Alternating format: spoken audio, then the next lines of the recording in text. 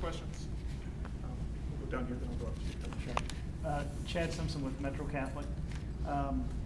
And, any of you can field this question. I think of things, I'm a Roman Catholic, think of things from a Catholic perspective.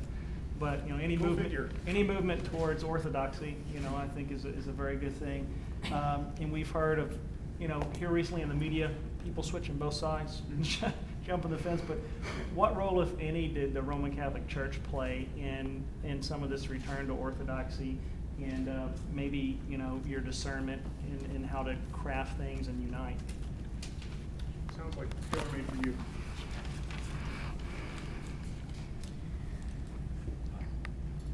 It's Jesus himself who prayed that the whole church might be one, his whole body might be one, but sanctified in the truth. And as Benedict XVI said when he was here on his first visit to North America last year, the only route to unity is unity in the truth about Christ. We're all committed to that. The Roman Catholic Communion is the largest group of Christians around the world, nearly half of the whole body of believers in the world. The Roman Catholic Church, to many of us, certainly my situation in Pittsburgh, has been among the staunchest allies, supporters. When there was first threat of loss of our property, the Roman Catholic bishop called me. We've talked several times this week.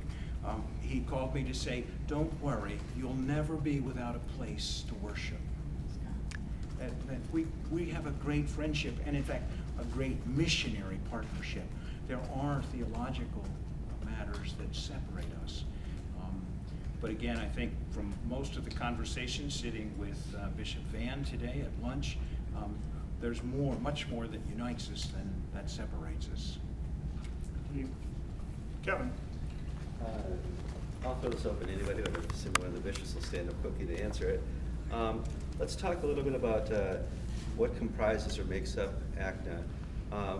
For the last 100 or so years, people have been shutting off the Episcopal Church. They're now part of this group called ACNA. Can you tell me a little bit about like the REC, AMIA, and stuff like that, and how that is comprised in ACNA and their role in it? First of all, let me try to get away from acronyms. Good luck. I appreciate Kevin's effort to help us, but I really, first of all, ACNA sounds awfully like a skin disease. So let's move and say the Anglican Church in North America. It is a bit of a mouthful, but I think it'll help. Basically, we are bringing together, and I think this is actually a wonderful thing. Frankly, Christians haven't got a good track record on working together. We tend to fragment. We've reversed that, and actually reversed a process of fragmentation that lasted more than 100 years. The Reformed Episcopal Church, Kevin referred to as REC, actually separated from the Episcopal Church 135 years ago. And they've been a key part of this fellowship. They've really, in a sense, I would say, Bob, they've actually helped us more than any. Tremendously. They have partnered with individual congregations. They've been tremendous support to Bob personally. And so we're very grateful to them. They recognize the dangers of isolation and fragmentation, and they have really been the strong encouragers. In fact, tonight we're going to honor them by the presiding bishop of our gathering will be Presiding Bishop Leonard Richards, who is the presiding bishop for the Reformed Episcopal Church. Because in many ways they have led the way for us. So we're actually bringing people together and reversing that unfortunate tendency of splitting up. And so we are, I think, in fact, that way we're doing a new thing. We're actually showing that we actually can live out our faith in a way that ties us together. We're not papering over differences. There are some differences of emphasis, difference of understanding, but we are united very much in our common goal. And we're actually finding it rather delightful to learn from each other and to learn some of the ways in which they've learned and grown. And that's been a huge help. So I'm sorry to reject your acronyms, but Anglican Church in North America is happy to welcome these folks into our life. Can I add something? Sure. To that, just very, very quickly. In addition to what Martin has just mentioned, That is, there are existing dioceses and in some cases entire jurisdictions that will be coming into this as full members of ACNA.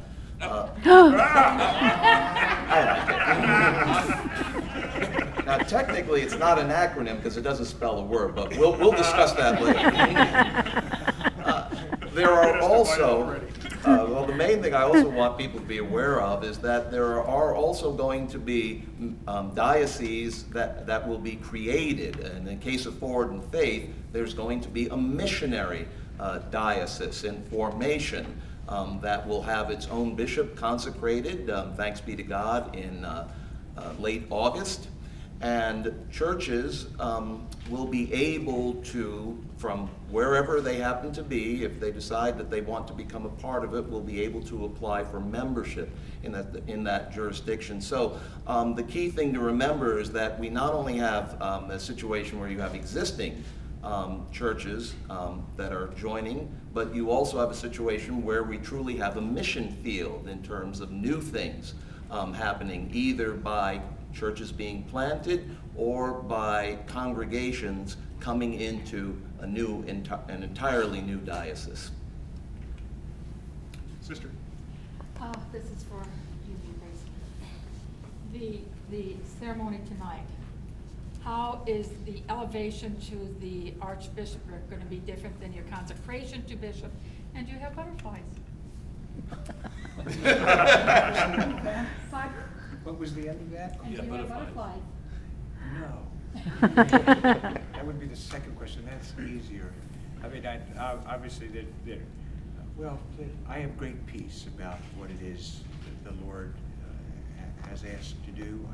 I do have a sense that the work of much of the last 10 years, which has led to the coming together of this Anglican Church in North America, has been completed. And as I said to someone earlier, were the Lord to have called me home in the course of the day, I feel in many ways my work that had to be done is done. I've been asked to serve for the first 5 years, first term as an Archbishop. That's what I intend by God's grace to do. You see, as we understand ministry, becoming the Archbishop is not an elevation. In Christian terms, the only way up is down. It's a downward mobility. Gregory the Great, the Bishop of Rome, the Pope who sent St. Augustine to Canterbury for the effective evangelization of the English, he called himself the servant of the servants of God.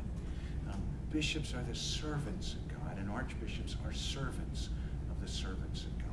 The only thing that gives us leave and right to speak for our people is that serving them, serving all of them, the clergy and the laity, knowing them, it's that gives us the ability to speak for them, not because we're over them, but because we actually know them. In terms of the service tonight, there'll be two principal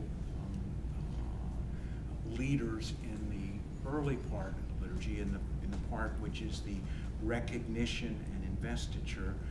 One, as Bishop Linz has said, is the Archbishop or the presiding bishop of the Reformed Episcopal Church, who's the senior among the partners coming into this.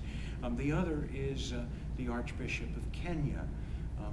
Again, we're fulfilling many pieces of what's traditional over many centuries when a group of dioceses come together as a provincial reality. And it's both leadership from within, that's presiding Bishop Riches, and also leadership of the worldwide church. Bishop Riches will preside over my oaths. Archbishop Zimby will actually do the anointing. Now, it's the anointing which is a sacramental sign of the authority and the work, the anointing of the head for thinking, of the lips for speaking, of the hands for doing. It's not another ordination, but it is a giving of another gift in order that this kind of servant leadership can be carried forward. So it's an extraordinary moment. With God's help, He's the one who gives the peace that passes understanding.